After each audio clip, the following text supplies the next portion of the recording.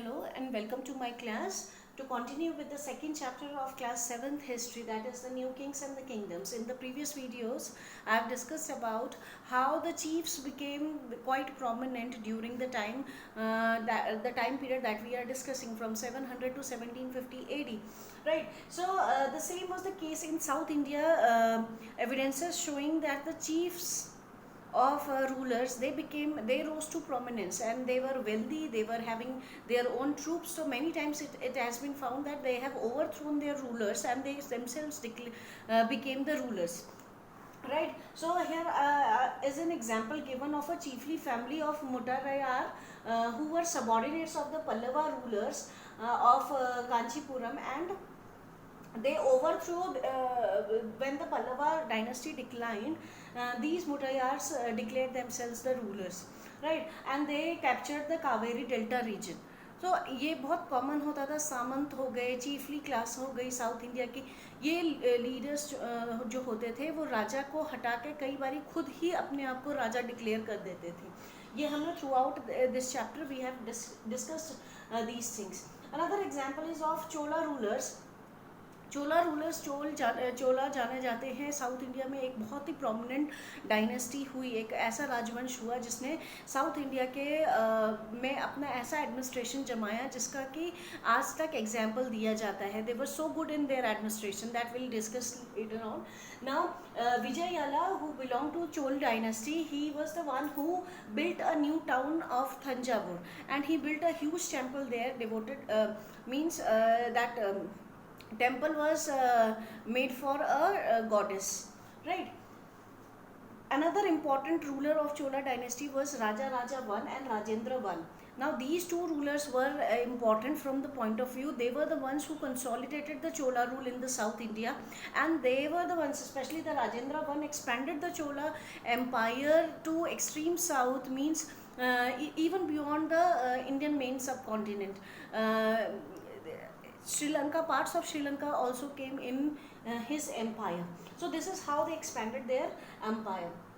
Now talking about the importance of the Chola period, they were known for their temple architecture and the bronze making bronze sculptures, right? Temples, the rulers of Chola dynasty, they used to spend huge amount of money on building temples, because temples, such activity display their power, display their authority, अपनी शान, अपनी प्रतिष्ठा समाज में बनाने के लिए राजा जो थे वो बड़े बड़े टेम्पल्स को कंस्ट्रक्ट करवाते थे, और many times rich merchants, rich people also donated huge sum of money for building such temples.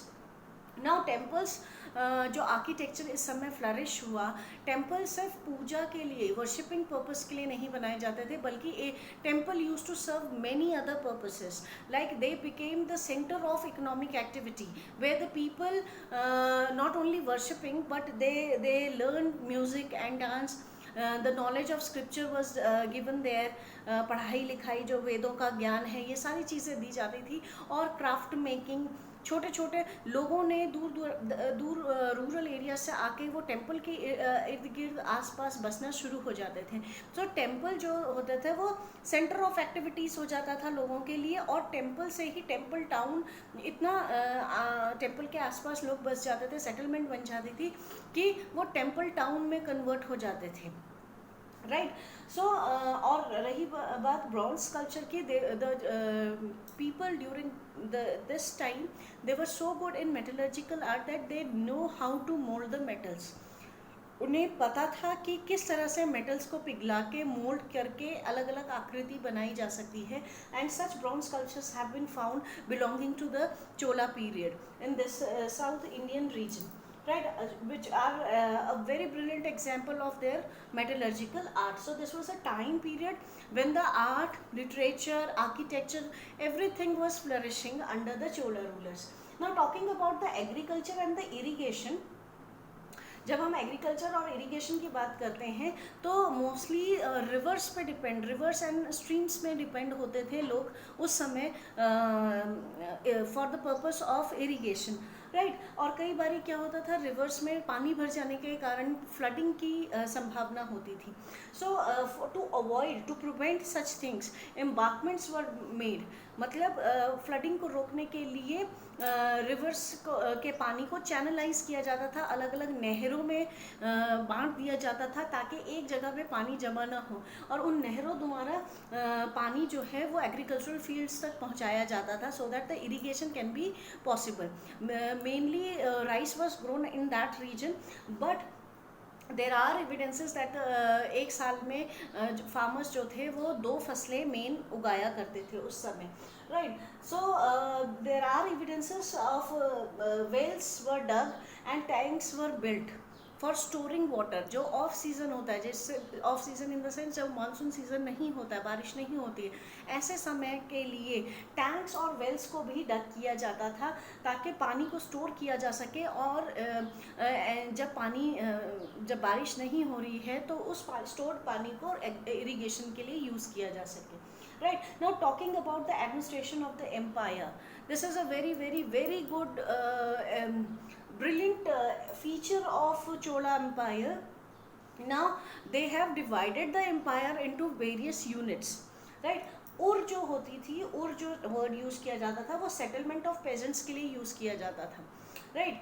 And groups of villages, बहुत सारे ग्रुप्स मिलके जो है वो नाडू बनते थे, उनको नाडू कहा जाता था।